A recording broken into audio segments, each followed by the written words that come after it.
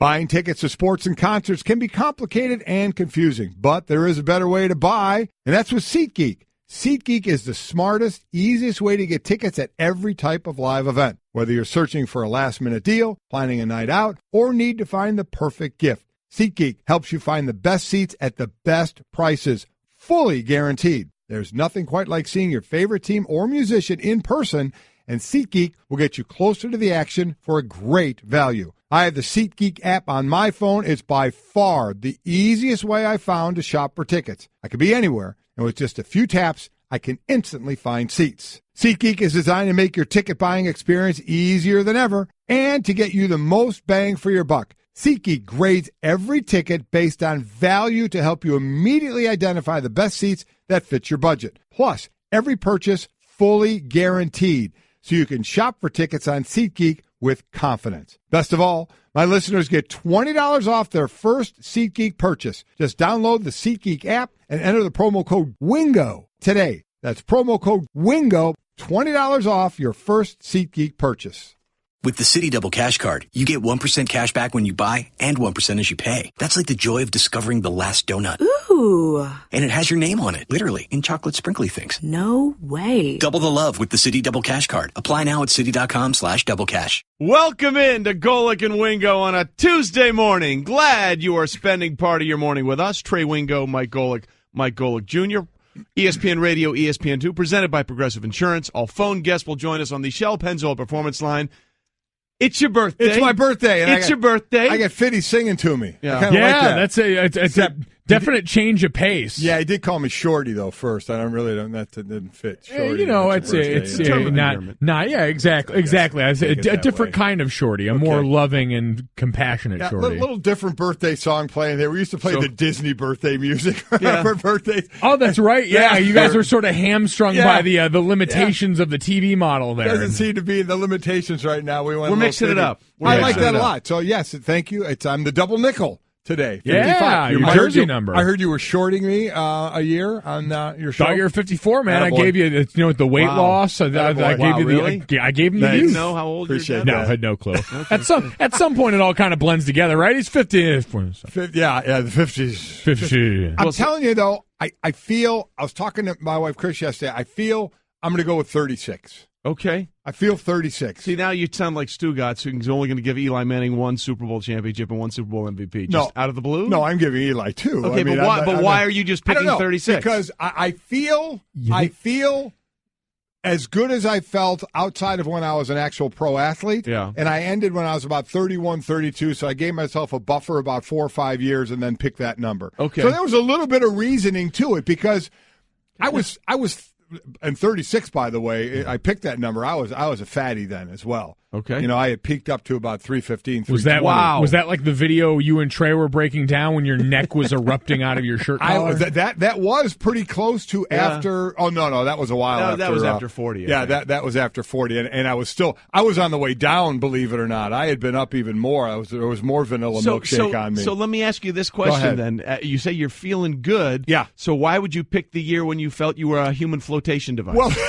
That's what I can't figure out. Because, the whole point was my plan was still all right, and that's when I might have been my fattest. Because I felt this good for like a year or so. I don't want to say, I feel 53, Right. So I'm trying to pick an age where you're still kind of young. I personally wasn't at a great spot at 36 from a weight standpoint, but that's how I feel, like the way my body can move.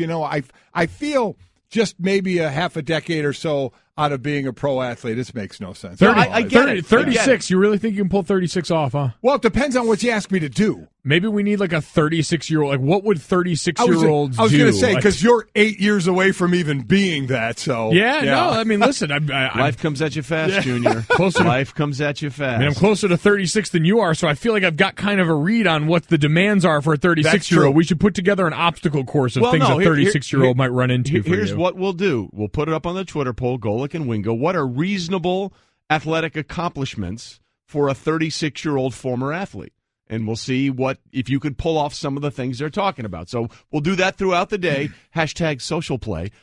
So at Golic and Wingo, what's a reasonable 36-year-old accomplishment athletically that we think Golic can can pull off and whoever's we'll putting that the up, show. Word that a little better. just want to remind everyone that's not a poll question. No part of that was phrased like a poll. Yeah. Stanzik is losing, is beside himself in there trying to reason. You were really proud of yourself. It is a social play. It is a good idea. It's definitely not a poll. They'll clean it up, but it is a good idea. We'll clean it up in post. Yeah. It's still early for me. Okay, it's only week 3. Okay, so I'm trying to maneuver our way through this. We do have a lot to get to. We do, yeah. Buster Olney, our baseball insider, will join us 7:05 or next hour, talk about what's going on in the winter meeting. Yeah, I think it's really cool, the fact that he talked with, Derek Jeter, who's... Oh, that's right. Derek's not there. Didn't even show. Yeah. Didn't even show. That's a bad look. Wow. That's a bad look. Tim Hasselbeck will be by at 7:30 Eastern. 8:05 Sal Palantonio will join us, talk about how the Eagles go forward with Carson Wentz. And then at 9:30, Louis Riddick will join us here in studio. So we got a lot to get to, including the beginning of... It's time for Off the Top. Whether you like it or not, it's just beginning. With Golic and Wingo. All right, we start off the top in the NBA. The Thunder lost at home to the Hornets, 116-103, in a game in which Oklahoma City was a 7.5-point favorite. They're now 12-14, and if the playoffs start, which it does not. But if the playoffs started today, they'd be on the outside looking in. In most games as a favorite this season, the Warriors lead the way with 27. They have 6 losses. Then the Thunder with 25 times. They have 14 losses. Carmelo Anthony left the locker room early. Didn't want to meet with reporters. He's averaging 18 points, 40% from the field, both of which would be lows. By the way, 2 guys on the team. You look at Paul George. His numbers aren't very good. In fact, Victor Oladipo has better numbers. He's averaging 24.5 points this season compared with George's 23 when he was with the Pacers last year. And Porzingis, we know what he's doing with the Knicks. He's kind of flourishing, I think, averaging about 7 or 8 more points a game without Carmelo there. So really hasn't worked for the Thunder at this point. No, and you're right. If you are Carmelo specifically in this one, you're saying, I could have stayed in New York and done this. And had the surrounding scenery be much better than it is. They're in the playoffs right now if the season ended today, which it doesn't. Yeah. No, but if it did, people need to take more stock into that. No, it's been the one team, too, really, that made major moves this offseason. And we look around at Boston and Houston and some of these other teams that made marquee moves where it really hasn't taken, where you haven't seen anything that can give you hope so far. Boston had the impressive streak to start the season. Houston's been one of the top teams in the West all year so far. And Oklahoma City just can't seem to find their footing. You wonder that difficulty for Russell Westbrook re-assimilating into playing nicely with others again. Yeah, look, it's bad. Paul George said after the game, for the talent we have, absolutely not where we want to be, but we're going to remain optimistic. They have to. Yeah. By the way, long way to go. There is a long way to go to get back into the playoff picture in the NBA. All right, we continue. Off the top. Leangelo and LaMelo, they're pros. They've signed a deal with a Lithuanian basketball team, according to ESPN's Jeff Goodman, Adrian Wojnarowski, and Jonathan Givenoy. It's not really what we'd call a high-profile professional team. There's 2 leagues where they're at right now. In southern Lithuania. And the Baltic League is a lesser league, and that looks like where they're going to at least start out. They're looking to get roughly 20 to 25 minutes a game. It's a league that they don't practice on a normal rotation because of the financial status of this league. They're 4-1. The reason they lost 1 is because their coach, they forfeited it because their coach got thrown out of a game. Tell me if this sounds familiar. The coach got thrown out of a game, so that's their loss, and the best player on the team is the coach's son. And we're not talking about LeVar Ball. We're talking about the coach of this team. He'll fit right in. You know what? Listen, Mike, you know how Trey and I how we feel LeVar not coming on the show, that whole deal, and some of the stuff he's done, we've differed on the value, whether it's marketing a company, which is one thing, and then dealing with his kids, and by all accounts, he obviously cares a lot about his kids and their future and stuff, and some of it is kind of you laugh off, some of it's cutesy, some of it's a little more serious. This one, man, you had a kid playing at UCLA who after the summer or after the winter break would have been allowed back on the team. You had another one as a junior in high school, and they're both taken from that and playing in Lithuania where they rarely sign American players, the only one being former Vanderbilt guard Brad Tinsley played in this league for this team, and he left that team after a month. It's almost at some point like, what in the hell has he gotten these kids into? Yeah, and this is one of those areas I do defer strongly to you guys. I said this morning, I'm never really going to give anyone parenting advice because I'm not a parent, and this is something you guys have both been through. I mean, Chappie played college football. Right. Jake Sidney and I were all athletes, so you guys are a little more adept than with me. You had to, help navigate me and guide me through the process of going up to training camp in Montreal, doing FXFL training camp. So there's a point where part of that was a personal choice on my part. Part of that is looking for that guidance. And so we don't know where that line is with these guys, where the guidance factor is in this. But I said if you remove the names involved, it's sort of interesting because we've talked about this as it pertains to people being a little disenfranchised with the NCAA amateurism model and wondering, can this be an alternate route? Because we see this for kids coming over all the time to the NBA that were playing for their national teams or for pro teams over in foreign countries from the time that they were teenagers and getting accustomed to playing with grown men. So there's a lot of stuff that I think we see that we're interested in, but because it's under the guise of the LeVar Ball and his family, we're a little less inclined to talk about. Well, look, they have each one. I mean, his goal for them is he wants them all to be in the Lakers organization at some point, whether it's the G League, the D League, however you want to look at it. Clearly, LaMelo is the more talented of the two. Wojnarowski was tweeting about LiAngelo, said he wouldn't be, he really wouldn't be a top prospect anywhere else in college. But just so people understand the situation that they're in, the club plays in a 1,700-seat arena. 500 of those seats are reserved for team sponsors and their friends. The tickets cost around €5 a piece. There's been financial issues. They make, $500 a month now? Which means they got to play for a month to afford their own shoes. For their brother's shoes. The baller shoes, yeah. And I feel for him from that aspect and the language barrier. This is this is a village that doesn't first off that doesn't speak English. But to that point, Trey, I played a game in the FXFL in the stadium at Harvard where there were about 13 people, and one of our fans was so drunk they threw him out. Yeah. They threw a fan out of a stadium where 13 people were watching a game, and so those things fall away. If it's really what you want to do and you can find a way there, that's great. But there are some things they're going to have to overcome along the way. There really is, and one of the biggest, when you talked about you and the different path, your path was kind of guided because of things that weren't happening, quite honestly, right? If you weren't into training camp, you had to find somewhere else. I feel one of the differences for these kids' path, their dad is kind of taking, they were in situations. Right. I know in UCLA he wasn't playing, but he was going to be let back on the team at some point, and the other one was playing in high school. Seems like the dad just didn't like the high school coach or whatever the deal was. So it's like he guided it and pulled them out of situations that they were already in. So, listen, we'll see if it works out. To your point, Mike, you're right. Others, especially the foreign players who grew up playing, whether in this league or other leagues, that's where they learned to play, and they've come over and been successful in the NBA. We'll see, but boy, what a culture shock this is going to have to be. Look, these are kids. I mean, 16 and 19. I wish them all the best. Absolutely. I wish these two kids all the best, and we'll find out quickly how much they actually love the game of basketball at the expense of everything else. Very true. Off the top. All right, we continue. More NBA here. After missing the Spurs' first 27 games of the season, Kawhi Leonard expected to make his season debut tonight when the team visits the Mavericks. Certainly not awful. They're 19-8. They're third in the conference right now with no Kawhi Leonard, who is,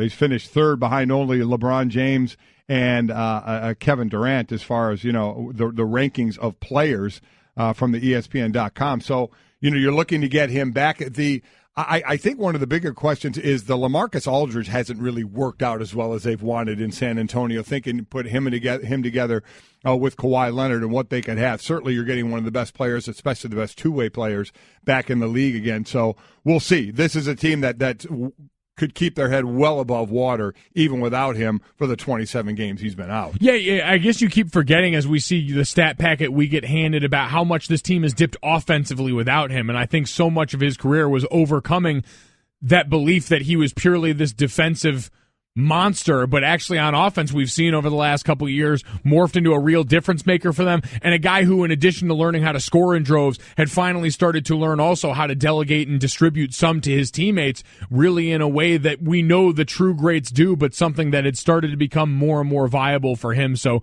they get back such an all-around guy who probably needs a better nickname than the Claw at this point. Look, the bottom line is they've more than survived. They've sort of thrived. And I said that about LaMarcus Aldridge. I meant his whole goal time there. This year, he is leading. He has just under 23 points a game. He's leading them in rebounds as well, a little over 8. But in the whole package, it just hadn't seemed to work those two together like they expected early on. And we'll see how that shakes out when Kawhi makes his return tonight. And we finish Off the top. Shocker. Monday Night Football. We were making fun of it. Yes, we were. Yesterday morning, but the Dolphins do it again. Third time in the last 4 years, Miami has seen New England come into their place and beat them 27-20 to snap New England's 14-game road winning streak. And here's the most amazing stat. The Patriots went 0-11 on third down in the loss. Their first game without a third down conversion since 1991. That is Off the Top. Golic and Wingo, presented by Upside.com, giving all business travelers the gift of a better travel experience this holiday season. Upside.com. So now the question becomes, was this a one-off without Gronk, or have we seen over the last 2 weeks some concerns about that Patriots offense? Well, I mean, I think early in the season it was on the defensive side of the ball. We saw some real shortcomings for this team, and we said, you know what, they'll even this thing out. They'll do what they need to do, and they did, ripping off the amount of wins they did. And then, so I keep hearing that without Gronk, they've won without Gronk before. They won the Super Bowl without Gronk. It's not like, oh my God, they don't have Gronk. What's going to happen? You know, we gave the stat yesterday, no Gronk, no Edelman, that Brady is about 2-1 interceptions, and he did throw a couple of interceptions last night on a couple of balls that were just a hair. Certainly the second one, the deep one, a hair underthrown. So. You know, there certainly is that, but they're always that team we say, well, they're going to find a way. They're going to find a way. Brady was sacked twice, hit 6 more times, I believe, and 0 for 11 on third down conversion. So tip your cap to the Miami defense on this one, of which, again, Brady's lost 4 of his last 5 games in Miami. So I don't know what it is down there. We were joking about, as you said, Trey, yesterday. Right. But, you know, Miami did what you need to do to beat a New England team, is hit Brady. Sack him, knock him down. Brady doesn't have a couple of weapons, and there you go. Yeah, and listen, New England's been banged up on both fronts. They've been without their right tackle for a little bit now. They've moved some bodies around on the offensive line. Defensively, Kyle Van Noy, their leading tackler, was out last night, in addition to some other, there were great pieces on Monday Night Countdown about, was it Reed, the defensive end, who came over, was the former Bills practice squad player. But that's the kind of guys, talent-wise, that they're dealing with up front and trying to make work. And so when you look at last night and say the pass rushes suffer, when you look at last night and say, man, at times they've had trouble protecting Tom Brady, those things become a little more understandable when you realize that you have that coupled with a group in Miami that just showed up a little bit more in tune last night. They had more attention to detail. They were more dialed in. They have a talented defensive front seven. And so you figured at some point, if they were able to dial in, this kind of production might follow. Well, look, there's two sides to this, and we'll get into the Miami side a little bit later because they're still in this thing. Yes, now. They are. They're still hanging around Yep. in the AFC, although there's a lot of teams right in front of them that could shake out in a completely different direction. But as we were alluding to, third time in the last 4 years that Miami has found a way to beat New England in Miami. And our ESPN front office insider, Louis Riddick, who, again, will join us in the last hour of the show, says this is a recurring theme for the Patriots when they go down here. They've historically had some issues when they go down here to Miami. And when you're dealing with a divisional opponent, I think it goes one of two ways, right? You're either so familiar and you're so dialed in on tendencies, especially if a team doesn't change it up, that you wind up having a high-scoring game. Or you have a situation like this where the favorite team, the team that's the underdog, just kind of has your number. They're a little bit fired up. They get tired of maybe losing to you. Look, people get tired in the AFC East of hearing about the Patriots. Well, it's been a decade, essentially. You saw how the players were reacting after that game. You would think that they won the division. And it's just one of those things that, motivation is key even for professionals. Well, that's the key, okay? Yeah. And what they hit on there, I think, is the really interesting thing. There's the macro and the micro, okay? The micro is, hey, the Dolphins won a game against the Patriots. But the macro is, does everybody else in the NFL think, my God, they may be beatable?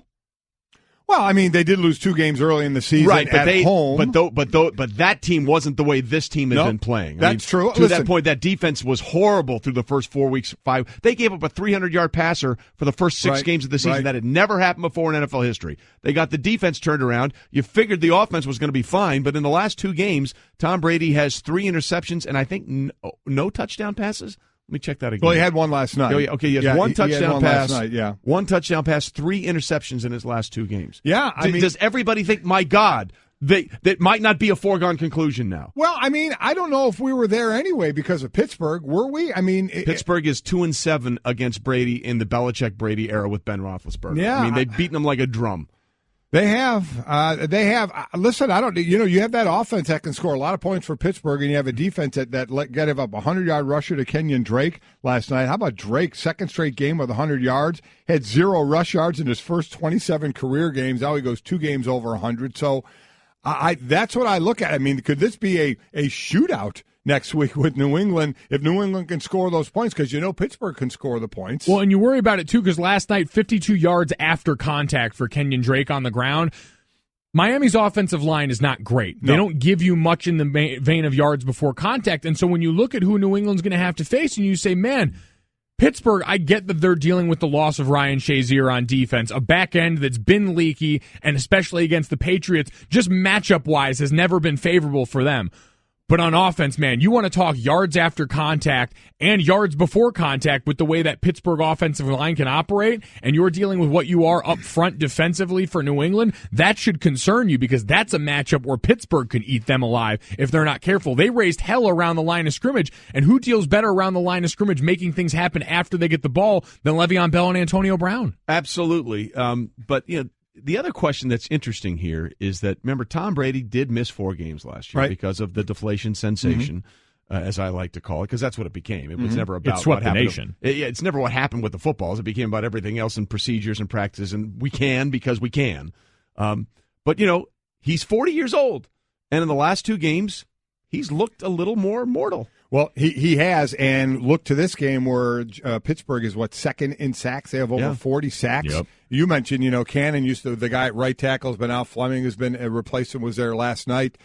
So they have, and last year they were way more consistent on that offensive line, like Atlanta was, the 2 teams that met in the Super Bowl. So, and you have a stationary target in Tom Brady. So that defensive line, you got to believe, is going to really test that offensive line from New England this week and get after him and get some hits on Tom. That being said, to Trey's point earlier about motivation, is there anyone happier this morning than Bill Belichick? Oh, no. You've got the division sewn up, Yeah. and you get to go into that Week 15 matchup saying last week, look what I always told you. If you don't show up dialed in and listen to what we're doing around here, anyone can beat you. So he has got the perfect teaching element to take in motivation-wise with this team to the biggest matchup of their season. And let's be clear, this game really is irrelevant if they win next week. Yep. Because if they win next week, they're in golden shape to still have home field advantage. The last time they lost 2 in a row was week 16 to 17 of 2015, when, by the way, they had the inside track for home field advantage, and one of those losses was in Miami 2017, which gave Denver, by the way, home field advantage that they parlayed into a championship in Super Bowl 50. All right, coming up, it feels like the Eagles' Super Bowl hopes might have gone...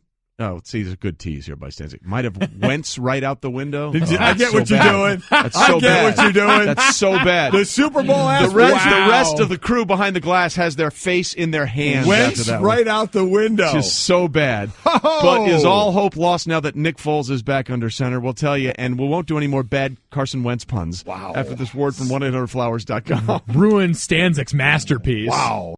Hey everyone, Mike Golic here. Support for Mike and Mike podcast comes from our friends at Rocket Mortgage by Quicken Loans. Chances are you're confident when it comes to your work, your hobbies, your life. Rocket Mortgage gives you that same level of confidence when it comes to buying a home or refinancing your existing home loan. With Rocket Mortgage, you can apply simply and understand fully so you can mortgage confidently. To get started, go to rocketmortgage.com/Mikes. Equal housing lender, licensed in all 50 states, NMLSconsumeraccess.org number 3030. Life happens. With ADT, you can feel safe with an ADT starter kit professionally installed for only $49. Call today and install an ADT starter kit that includes security panel, keypad, key fob, entry and motion sensors, and for a limited time, get a camera included and installed at no additional cost. That's a $449 value installed for just $49. Requires 36-month monitoring contract, QSB, and easy pay activation. Early term fees may apply. Certain marks excluded. License available at ADT.com, Florida EF001121, UBZ F1639. Carson Wentz has indeed torn his left ACL and is done for the year. Time for Straight Talk Wireless about that now, brought to you by Straight Talk Wireless. Best phones, best networks, no contracts. And speaking of Straight Talk, I did like the way, guys, that Doug sort of addressed this with the media, because to me, someone asked him, I don't know who it was, can you guys overcome this? And his response was, absolutely, we can overcome this. We've overcome the loss of a All-Pro Hall of Fame left tackle, special teamers, running backs. Middle absolutely, linebacker. we're going to do this. And to me, he wasn't speaking to the media there. He was giving the straight talk to his team by what he was telling the media. Well, yeah, I think this team is very talented in a depth way to where, as we talked about, you can spread the ball around. Now, your left tackle, your middle linebacker, your special teamer, or running back, it's not your quarterback. It's not a quarterback who was on an MVP pace. It's not a quarterback who had thrown, with a handful of games ago, 33 touchdown passes. So it's just as it is with all quarterbacks, it's always different. But as I said yesterday, I feel somewhat confident that Nick Foles can keep this. Now, we sit there and say with Wentz, they were a favorite to get to the Super Bowl. Can we still say they're a favorite to get to the Super Bowl? I'll say this. Obviously, the work got a lot harder because I think there's a lot of really good teams in the NFC. I think it's not like the AFC where we're talking New England, Pittsburgh, and maybe some shocker team. You're talking, I think, at least 5 deep in the NFC, and we don't even know if Aaron Rodgers is coming back yet or not. So, but I have faith that Foles can spread the ball around, that they have enough there. My biggest worry is taking hits and getting sacked because Wentz could escape all that, and Nick Foles isn't one that can do that as well. Yeah, you wonder how much for an injured Eagles offensive line, especially at that left tackle spot, Carson Wentz covered up for some of the warts that might pop up there. We've seen protection be a little bit of an issue down the stretch at times, and you wonder how much worse that gets. To Trey's point about talking to the team, some of that I think was Doug talking to himself too, saying, "No, I'm therapy. I'm looking into the mirror. I'm good enough. I'm smart enough, and gosh darn it, people like me." Yeah. But you look at it. I think the point there. You mentioned a lot of the other good teams, some of whom have been dealing with, I think, similar quarterback issues. Now, I don't want to lump Jared Goff into that necessarily, but he's not a guy that we've lumped into the MVP conversation despite the success he had. We understand Sean McVay and that team have played a lot into it. We understand Case Keenum in the Minnesota offense. There's been a lot of that. I know you guys love wins above replacement. For the most part in his career, Case Keenum's been a replacement level quarterback. He's been the mythical creature? He has been the missing link in that equation that you guys have been looking for that I know you love so much. But those teams have been able to work over the course of a season around finding a way to work that offense around what that guy's capable of. My only concern is the Eagles have to do that in 3 weeks. Right. They do. Look, there's a couple of ancillary things about this, too, that get into it. As good as Wentz has been, again, 33 touchdown passes, he set a single-season record with 3 games to play, and for most of the season he's led the league in touchdown passes. What's really got that offense going has been the running game. They've had, I think they were, at one point they were averaging 147 yards per game, second in the league to Jacksonville. I think it's still close to that.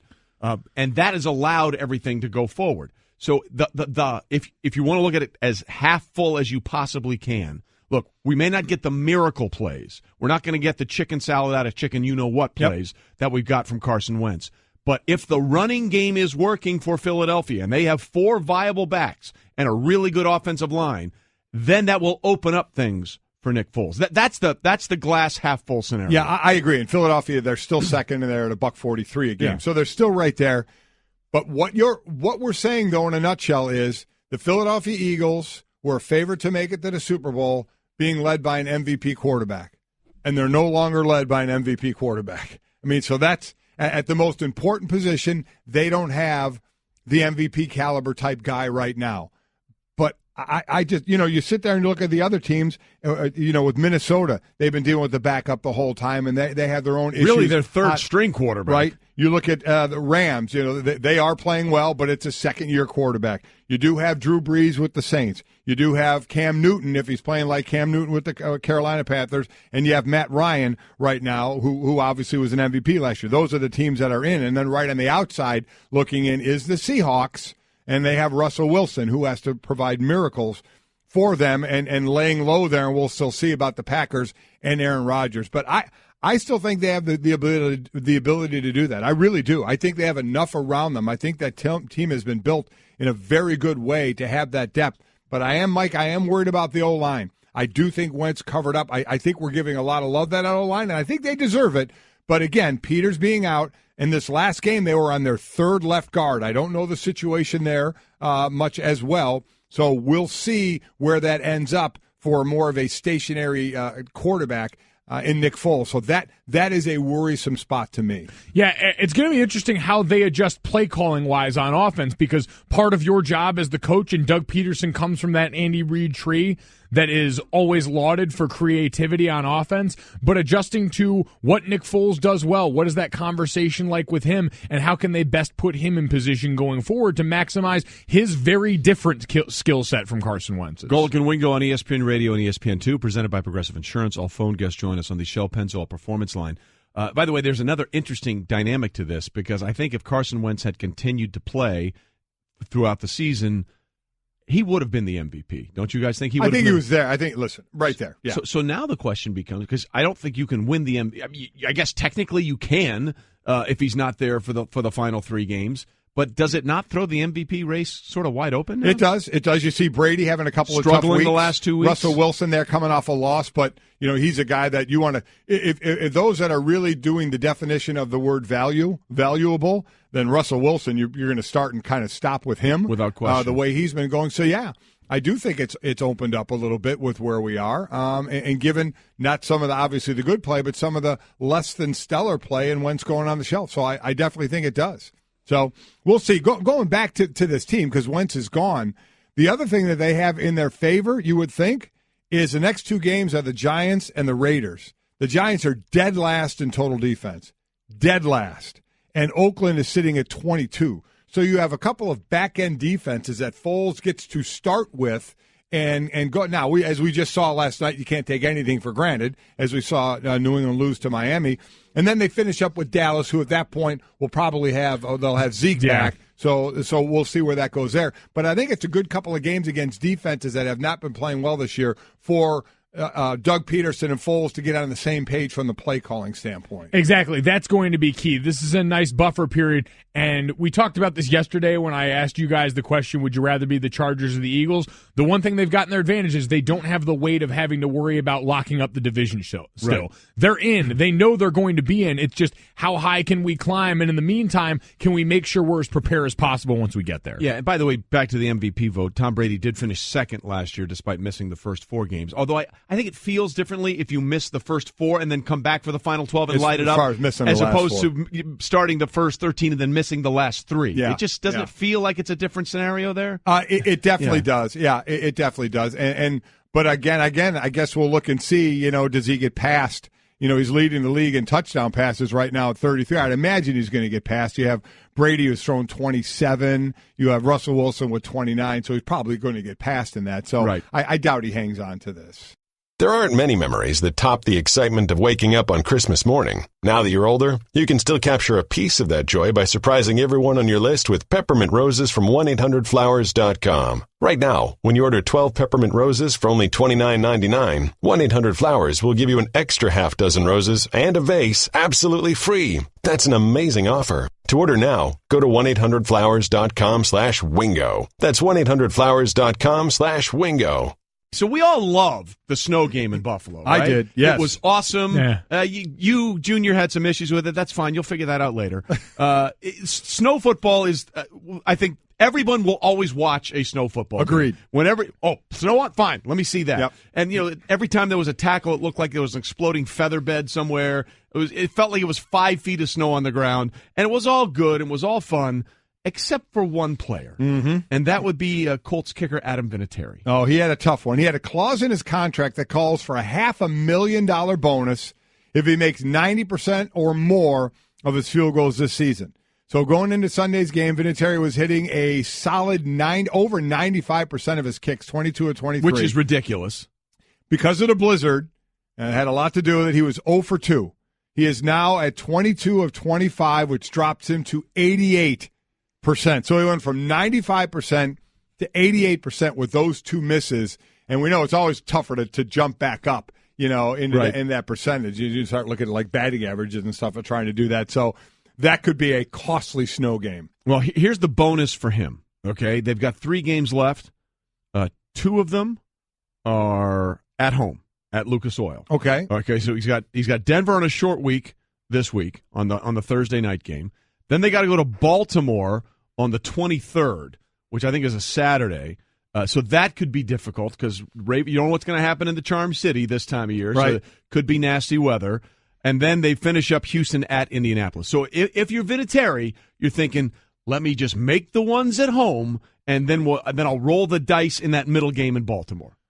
You guys still really had a lot of fun watching that snow game, huh? A lot of fun for us to all watch. Let's just forget the people involved. Forget the humanity of guys that were players like you in this that have stuff on the line. No, it's unimportant. Let me just say, again, I would have been affected in a positive way because I wouldn't have got yelled at the next day in film, and everybody would have come down to my level. That for a kicker, though. Wide receivers, who you're talking about, quarterbacks, running backs, wide receivers, certainly kickers are the ones going to be affected. Maybe defensive linemen. I know you had one bonus that you were close to, leading the team in tackles that one year. Leading the team in tackles, and Clyde Simmons edged me out by a couple of tackles there. I went that last game, the last couple of games, I went back and I was watching tape. I was like, do I get a tackle there? I'm jumping on piles and stuff. How close were you to getting the bonus? 2 tackles. Oh, see? Yeah. And now for this, so you guys, I mean, while the playoff success wasn't always there, you guys were in contention a fair amount.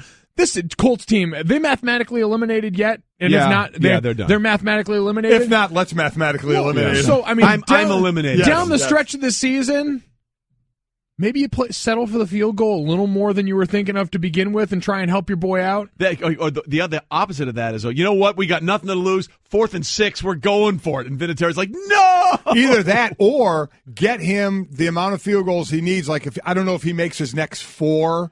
Is he back to 90%? And then stop kicking field goals. Yeah. We're done kicking field goals. We're going for it on every Go to the down. Backup kicker, audition other guys on the team, trot defensive linemen out there and toe bash it. I can hear the call now from Bob Lamy on the Colts broadcast. All right, Colts set up on a 1st and goal from the 1, and they're trotting out Adam Vinatieri for a 1-yard field goal. What's going on here? That would be awesome. So, doing him a solid. Hopefully he can make that up. So we'll see if he can or not. Let's one other thing we're doing today, because it's my birthday, but we're not going to make it about me on this. But wait a minute. No, sure. Yeah. There you go. Wow. Love that. So we have a bunch of different sports-related things for 55 or the date of my birthday. So today, again, is December 12th. So I love these. 1949, December 12th, American League votes 7-1 rejecting legalizing the spitball. There was actually a vote taken to legalize the spitball. I would have voted for it.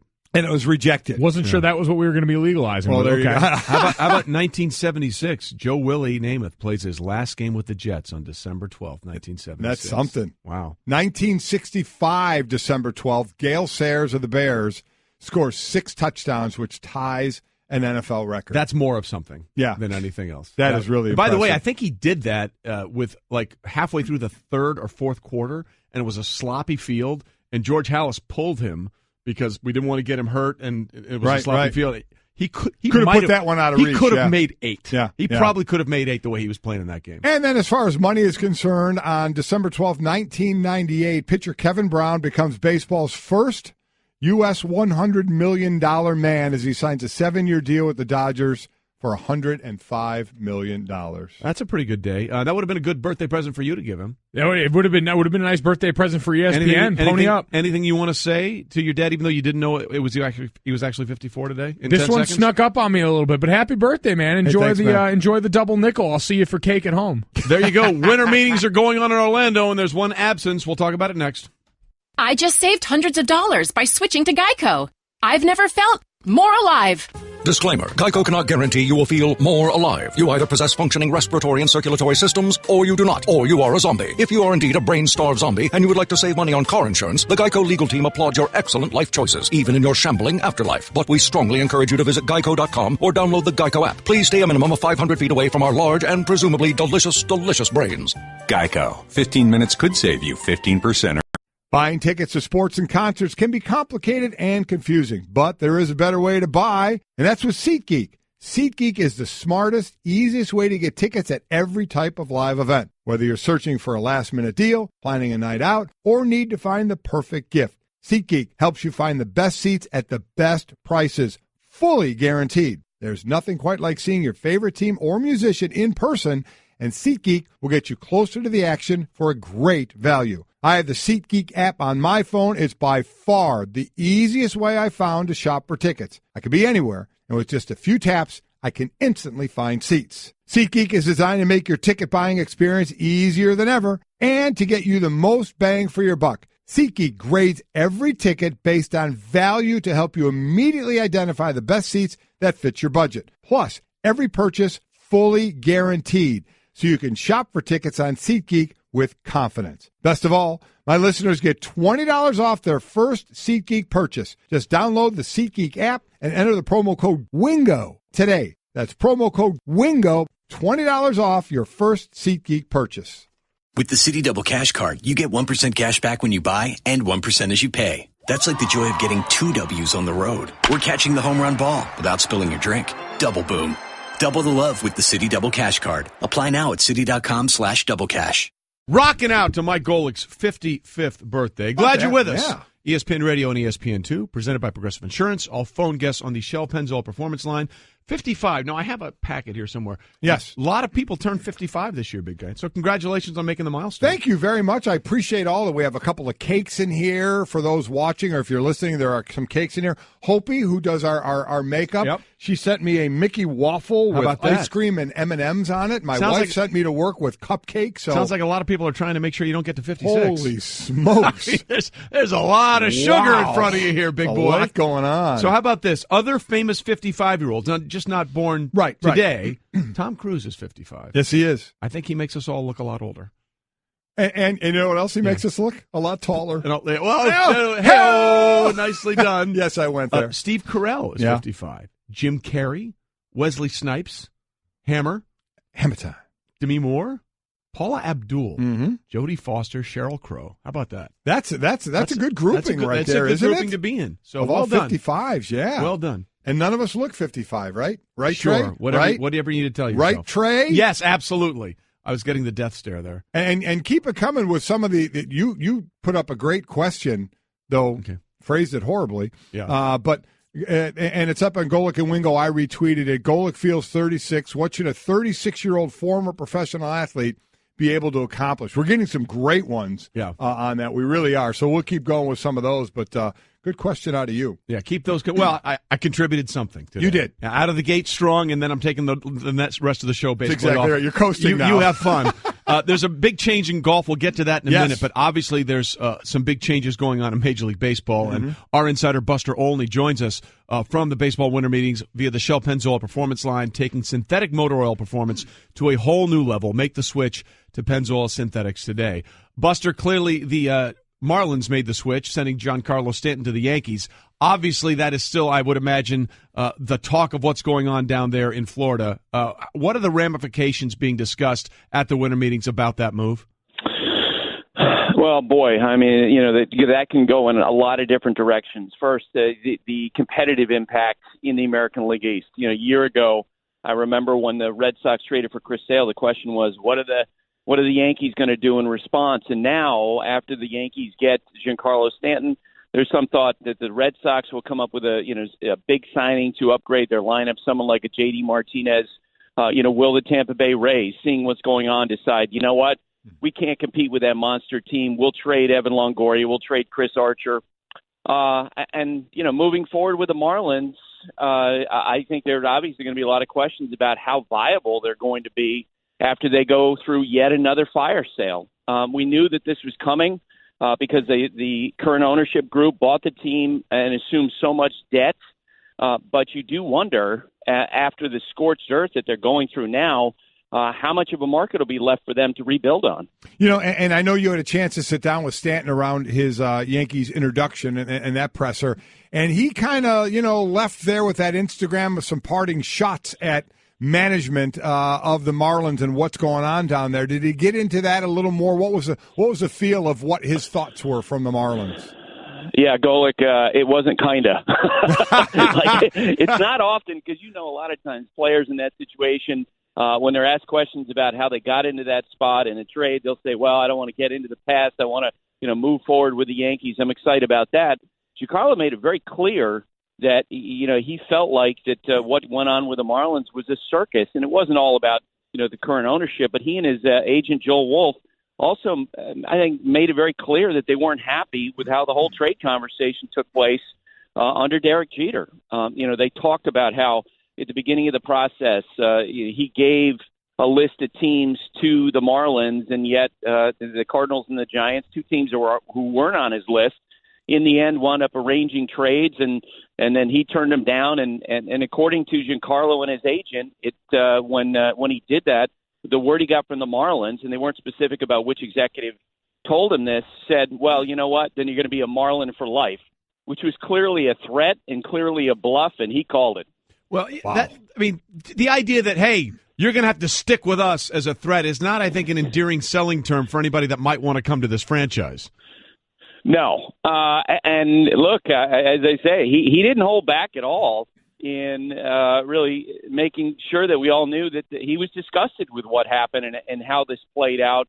But as you know, no matter who, given the way that the new Marlins ownership bought the team with all the debt, no matter who went into that seat, whether it was Derek or somebody else, boy, they were going to have to do some unpopular things, and that's certainly how it's played out so far. Buster Olney with us from the baseball winter meetings. You've mentioned Derek Jeter a couple of times today. He is not at the winter meetings, which we should point out are in Orlando, Florida. And he was spotted at the Dolphins-Patriots game last night. What do you make of him not even being there in person to deal with the repercussions of this? It's surprising. It's shocking. Look, if you work in a front office in baseball operations, and when Derek and the new ownership were brought in, it was explained that Derek was going to oversee the baseball operations and the business side. He's the CEO of the team. He's been in the middle of all these Giancarlo Stanton conversations. People who are in upper management in baseball, this is like opening day for them, right? At the winter meetings, all of them, Theo Epstein, Brian Cashman, Dave Dombrowski, Chris Antonetti, the Indians. It would be unthinkable that they wouldn't come to the winter meetings, not only because, this is an opportunity to sell the sport to idiots like me, but also because they have conversations with other teams. They learn about their own players from conversations with other teams. They learn about their own employees. And here you have Derek, who's taken over this front office. He probably doesn't know a lot of his employees very well. What better opportunity than to be around them as all these conversations are going on with other teams and with agents? It's a great place to learn, and he should be here, and he especially should have been here in person yesterday at a time when the Marlins are making these franchise-changing decisions. As the face of the franchise, as the leader of the organization, he should have been here in person to explain to reporters. Now, he did hold a conference call yesterday, but these are the winter meetings. And as I said on SportsCenter yesterday, for a general manager not to show up to these, or someone who's in his position, is like a player not showing up for a game. It is. It does seem somewhat odd right out of the gate for him. We're talking to Buster Olney on the Shell Pennzoil Performance Line. Again, our baseball insiders also authored 2 books, and the greatest thing about Buster is he grew up on a dairy farm in Randolph Center, Vermont, which we always love to chit-chat about every now and then. How about the effect now, because everybody thinks that a Manny Machado or a Bryce Harper was going to end up on the Yankees someday. Is that going to be off the table now with this? And so who does that open up for possibility of other teams that could jump into the fray for those guys?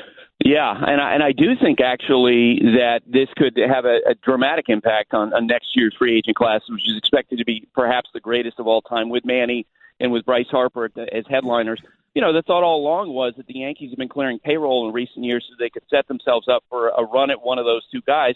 Well, now, as they went through this Giancarlo Stanton conversation, because the Marlins are assuming about $30 million in salary, and because they took Starlin Castro in the deal, in the end, the Yankees deal with Stanton is for $243 million over 10 years.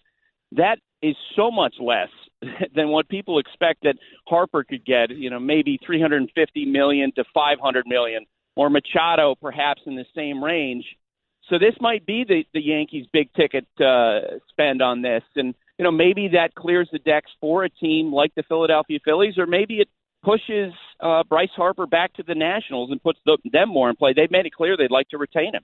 Well, yeah, look, it's interesting. We had Michael Kay on talking about all that and the machinations that may or may not take place with the Yankees. But what is the next thing? I mean, usually these things happen at the winter meetings. This Giancarlo Stanton thing sort of happened before everybody got down there over the weekend. What's the next big move that might be coming this week, Buster?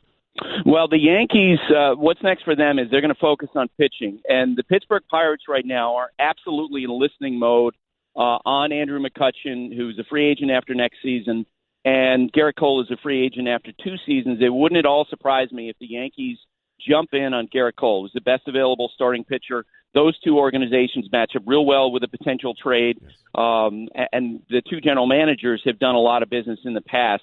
The Cardinals were spurned, of course, by Stanton, and they've now moved forward, spun off the other conversations. They're talking with the Marlins about Marcell Ozuna. They're terrific outfielders. They're talking to the Rays about Evan Longoria, and pursuing a lot of other things. So I'm wondering, from the baseball side of it, Buster, you and all you guys in baseball, are you more excited to see Stanton in the Yankees uniform at the plate, or Shohei Ohtani either pitching and or DHing for the Angels, and what he is trying to do out there? Man, that's a great question. I have a longtime friend who said to me the other day, he's a Red Sox fan. He said, "Man, I'm so bummed that the Yankees got Giancarlo Stanton, but I'm so excited as a baseball fan to see Stanton and Judge on the same field in the same lineup. Like, that'll be a lot of fun to watch. Batting practice will be incredible with those 2 guys in the same round. But I got to tell you, I'm really interested in Ohtani because he's going to be trying to do something nobody really has ever done for any length of time, and that is to try to be work as a starting pitcher, and he'll probably do that once a week. You know, the expectation in the industry is he'll make about 25, 26 starts. And he'll also work to get a lot of at-bats. And there's a lot of curiosity about how the Angels are going to make this work. But there's no doubt, Billy Epler, the general manager, when they were wooing Ohtani, they committed to that they're going to try to make it work, to use him in the lineup, 2-3 days a week when he's not pitching. I do have one question from the money side of it. Listen, we all try and maximize our dollar. It's not just pro athletes that do that. And this kid is, 23 years old, I believe? Yep. And the baseball paying rules are unbelievable, so you can help me with this. But from what I understand, he basically got a pittance of what he could have got had he come out 2 years later. Had he stayed and played where he did for a couple of more years, then he could have come to Major League Baseball and got a monster deal right out of the gate. Now he's getting a smaller amount, and God forbid he doesn't play as well. Can he hurt himself monetarily? Absolutely he could. And believe me, as this was playing out, you talk to agents who were had attempted to try to represent him, and you ask them, okay, what's your advice to him? And every single one was like, of course you would tell him, stay in Japan for 2 more years, because general managers are telling me if he was a pure free agent right now and he was up for auction, his talents are so extraordinary. He throws over 101 miles per hour, has power as a hitter, has been clocked to first base running as fast as Mike Trout. He would have gotten more than $200 million, okay? But instead, he chose to come here now, and he gets the signing bonus from the Angels, about $2.5 million. He plays for minimum salary, essentially, for the next 2 years. And then in 2019, he could try to get the big deal. And you're right, if he gets hurt, if something happens, it's possible that he's going to get far less than what he could have gotten. It actually endeared him more to teams as they were doing their evaluation process, because their thought was, wow, this kid really wants to play Major League Baseball, because he's obviously foregoing a lot of money to make it happen. Buster Olney with us from the Baseball Winter Meetings, joining us on the Shell Pennzoil Performance Line as we are Golic and Wingo, presented by Progressive Insurance. Okay, Buster, obviously Giancarlo Stanton has been the thing. What are we hearing about Matt Harvey? Where might he be going, and what's this situation looking like with Matt Harvey and the Mets?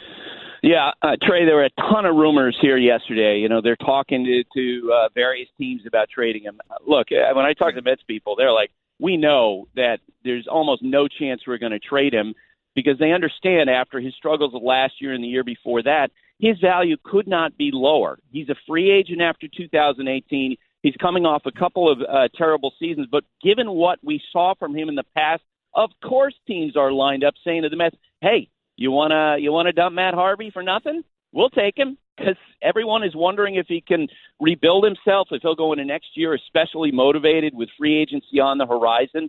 And so the Mets internally are, their thought is, if our choice is to give him away for little more than nothing, or just keep him and see if he rekindles with us, we'll take the latter option. All right, Buster, we appreciate your time this morning. And one serious question for you. I know you're in Orlando, and if you get a little bit of free time and you can make it over to Mickey's house, what is the one ride, if you had a chance to go on it only one time, that I can run over, I can get on this ride before I have to go try and find Derek Jeter if he ever shows up? What is the ride you would go on? Space Mountain. Space Mountain. Wow, old school, huh? Yeah, all right. The Space Mountain is can be a little rickety at times. It can, but it's in the dark, and it makes you not know. It kind of freaks me out. Yeah. I'm not sure exactly good where call, I'm going. Buster. I like that a lot. All right. Well, maybe I'll try to do that. If a bunch of deals go down today, I'll try to go over there and report back to you guys. There you go. And then do Mount Everest at the Animal Kingdom. Always a good one, too. Thanks, Buster. Appreciate it, man. See you guys. Thanks a lot. Buster Olney with us from the baseball winter meetings. I'm a big fan of the rock and roller coaster. Yeah, absolutely. Where it takes off like you're 0 to whatever. Yeah, the first one. Or, honestly, the Toy Story ride where you shoot. You try and get the most points. Yeah, that's always like that fun. A lot. Yeah, that's always big fun. Fan. I do like Everest, as you mentioned. Yeah, Everest is a good one. Yeah, Everest is a good one. So we're covering all the really important. Of course, really an interesting.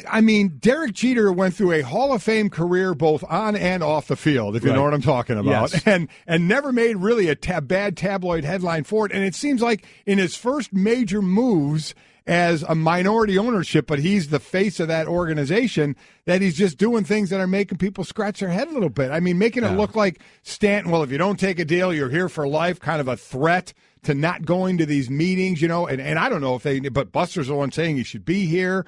That just seems like an interesting way to start it all out. Look, if you're the public face of the franchise and you've just dealt the face of the franchise, it does make sense that in the biggest off-season business setting for the entire sport, you should probably be there in person. Yeah. That's just the way I interpret it, and that's what Buster said. Yeah, so I agree. I'll go with him on those lines, so we'll see what happens there. Derek Jeter can do Derek Jeter things, and I guess. Usually it works out. Yeah. Speaking of working out, something happened is going to happen in 2018 that is long overdue in a sport that I love and a sport that you tolerate.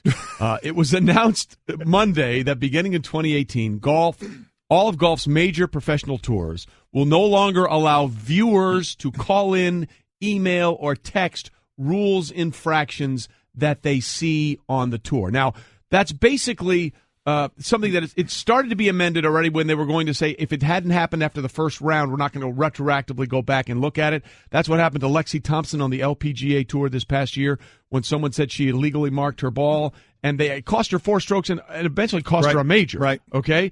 So now they're saying, because you could do this before, if you thought that somebody had an improper drop. I think it happened to Tiger Woods at the 2014 Masters. A birdie on the 15th hole went to an 8 because of an illegal drop. And by the way, he finished out of a playoff by 4 strokes that year. I can't remember what year it was. I think it was 14. It might have been 12 or 13. I'm not sure.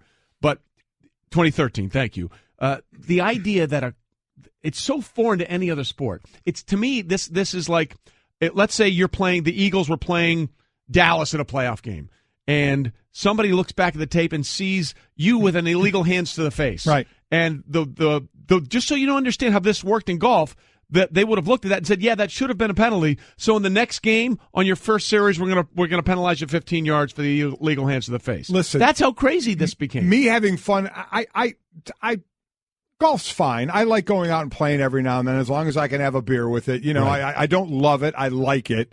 But you even have to admit, how could the powers of be drives me nuts. ever put this could really be the dumbest rule in all of sports. Yeah. In all of sports. Take every single sport from football all the way down to whatever you want to go. To curling, which I can't wait to watch coming up in the Olympics. But yes. In every sport, they all have rules. Some are laughable. This is the most laughable rule I think there is in any sport, where you actually will let a viewer do any kind of communication to you while the tournament's going on and penalize that person in it. It was the dumbest rule of all time, and I can't believe there were any people like you who love golf that would have ever been behind a rule like this. It drove me crazy. And it's been in place for a long time, has it not? Absolutely. And look, every group has especially at a major, has a rules official with them. Okay, yes. And here's where I don't like it from a fairness perspective.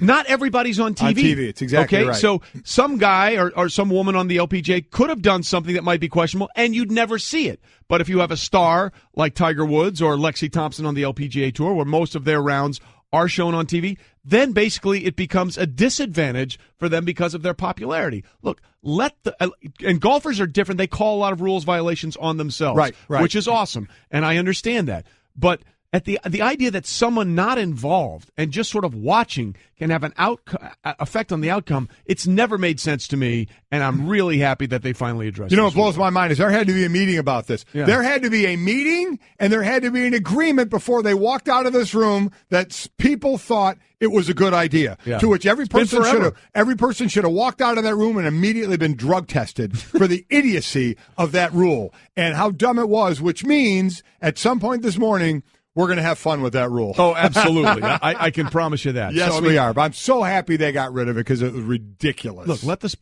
sport and the players govern themselves, like every other sport there is. So that'll be the new rule starting in 2018 in golf. Hey everyone, Mike Golic here. Support for Mike and Mike podcast comes from our friends at Rocket Mortgage by Quicken Loans. Chances are you're confident when it comes to your work, your hobbies, your life. Rocket Mortgage gives you that same level of confidence when it comes to buying a home or refinancing your existing home loan. With Rocket Mortgage, you can apply simply and understand fully so you can mortgage confidently. To get started, go to rocketmortgage.com/Mikes. Equal housing lender, licensed in all 50 states, NMLSconsumeraccess.org number 3030. Life happens. With ADT, you can feel safe with an ADT starter kit professionally installed for only $49. Call today and install an ADT starter kit that includes security panel, keypad, key fob, entry and motion sensors, and for a limited time, get a camera included and installed at no additional cost. That's a $449 value installed for just $49. Requires 36-month monitoring contract, QSB, and EasyPay activation and early term fees may apply. Certain marks excluded. License available at ADT.com, Florida EF001121, Louisiana F1639. Rolling through this Tuesday morning. Golic and Wingo, glad you're with us on ESPN Radio and ESPN2. Look, we joked about this yesterday, thinking about the Dolphins actually upsetting the Patriots. Right. And we all said, that's not going to happen. It happened. Yeah, and, maybe we should have taken a little more seriously the idea of geography. That's the third time in the last 4 trips that somehow Miami has managed to trip up New England. Well, we gave a lot of stats yesterday about why there'd be a good chance for Miami to beat New England, and we poo-pooed them. Yeah. We flat out did. We said that. We were bad poo-pooers. Not going to happen. And listen, they got to Brady last night. The offensive line has some changes on it. He got sacked twice, hit 6 more times. But the amazing thing to me is for as an efficient team as New England has been over time, to be 0 for 11 on third down is amazing to me. And that's kudos, obviously, to the Miami Dolphins defense. That's your whole object. Listen, sat in many a defensive room as far as goals, and one of the biggest ones ever is to get off the field on third down. Right. It's one of the most, because New England had been that damning team that in 3rd and 4 will get you 5. Yeah. You know, with a guy like Julian Edelman or Amendola, the type of slot receivers, or even Gronk, you know, that would get you just enough to move the chains. That would be so frustrating to say, we were almost off the field. They got it by a yard, moved the chains, another set of downs. But the Dolphins did a great job. The Dolphins played well, gang, and looking at their side of it, they're still in this thing. They still have 2 more games with Buffalo. With Buffalo right now, as a team sitting in the chase at 7-6, the Dolphins are 6-7. The Dolphins play the Bills 2 times, and they play Kansas City. So Kansas City, right? So they can get a win there. They have a win over the Titans, who are in it right now. They have a win over the Chargers, who are in the hunt. They have a loss to the Ravens, who are in the hunt as well. But the Dolphins, you know, this is a team that would win a few, lose a few. Now they're on a win a couple. They put themselves in a position to say, okay, you know, let's take care of our business like we just did the last couple of games, and let's see where this thing lands us. Yeah, technically they're right now in the 10 spot, but as you said, they've got a couple of games against the Bills, which is a massive situation because Bills are 6th. Right. So, you know, you win those 2, and suddenly it changes everything dramatically. Right. Yep. But, you know, the other side of this is, how much do you attribute their lack of success, especially on third down, to no Gronk without the suspension on Monday night?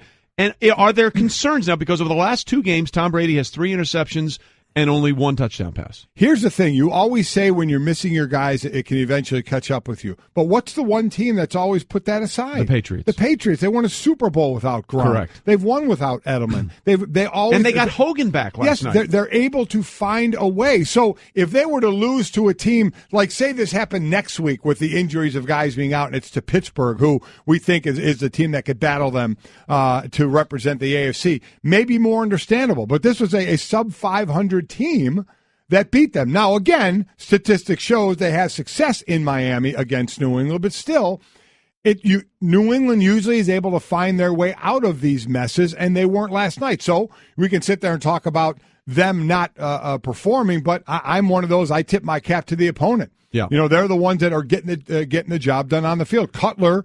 This is what Cutler played great last night. And that's the whole thing about Cutler is inconsistent, right? Yeah. Sometimes it look like the Cutler that we all want to kind of yell at, that he has that look on his face and does he care and blah, blah, blah, and he gets jumped on sometimes unfairly.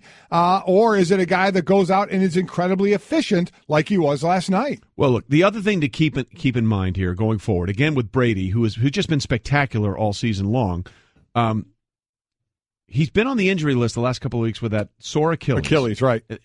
Any kind of Achilles thing, gotta just put bells in your head. Oh, yeah, because a lot of times you see an Achilles going, obviously nobody's touching you. You see a guy making a move, making a cut, and all of a sudden they're down grabbing the back of their ankle. Now, it's not like Brady moves a ton, but still, if it's sore and there's something with it, you don't know what could make it go if it were to go. And you look at his yards in the passing game since the game in Mexico City against the Raiders when he threw for 340, was 30 of 37, was just off the charts. The last time they played Miami, he threw for 227 yards. Now, granted, they ran for a season-high 196 yards in that game. I get that. Okay? So 227. Then against Buffalo, he threw for 258. And then last night, 233. So you just wonder, okay, we've all said all along, the Father Time, and maybe this is the one guy that he can't beat. But he is 40 years old. He did miss the first 4 games last year, which I think definitely helped him down the stretch of the season.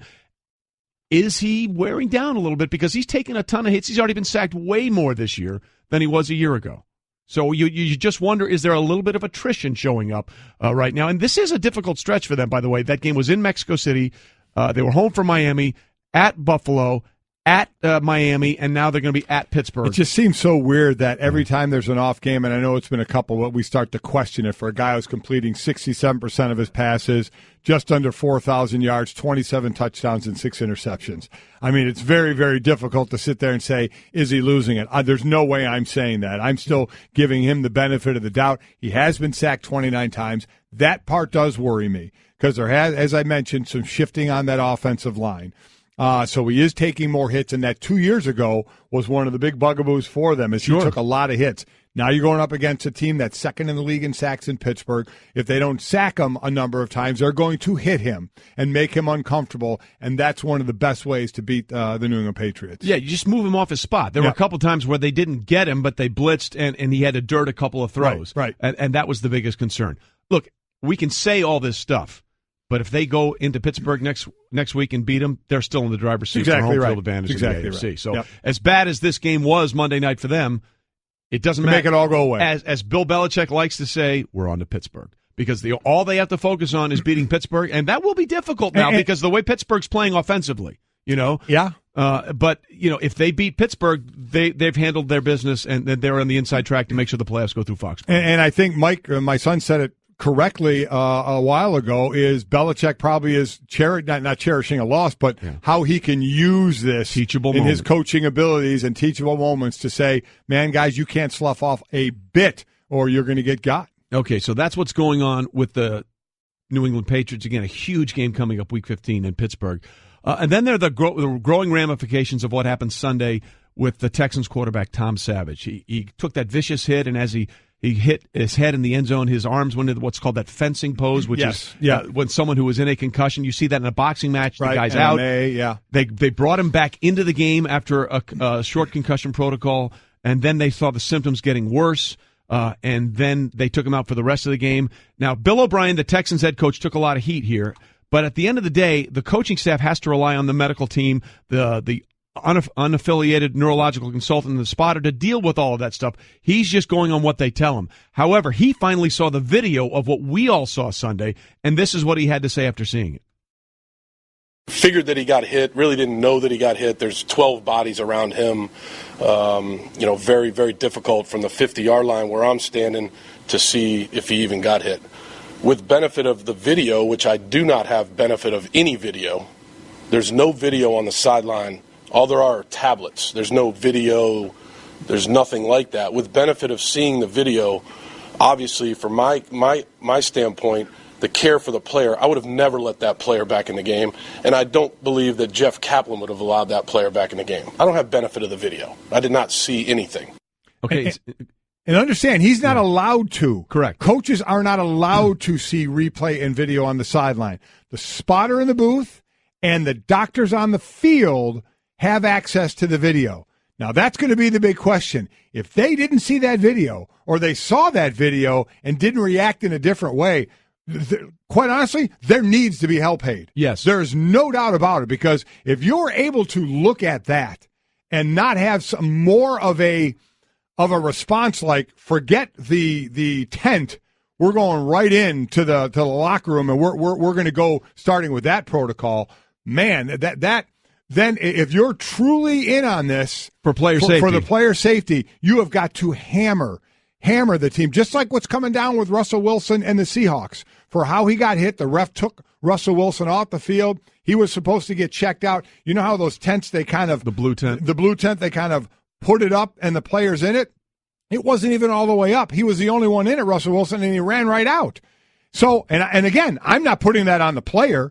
You have people in place. You're putting them in place to stop this, and they're failing to do so. You've got to come down hard on them. Well, look, the NFLPA and the NFL have launched a joint investigation into what happened in the situation in Houston. And by the way, they also said there should be something coming within a day or two with Seattle and about how that went down in that Thursday night game in Arizona.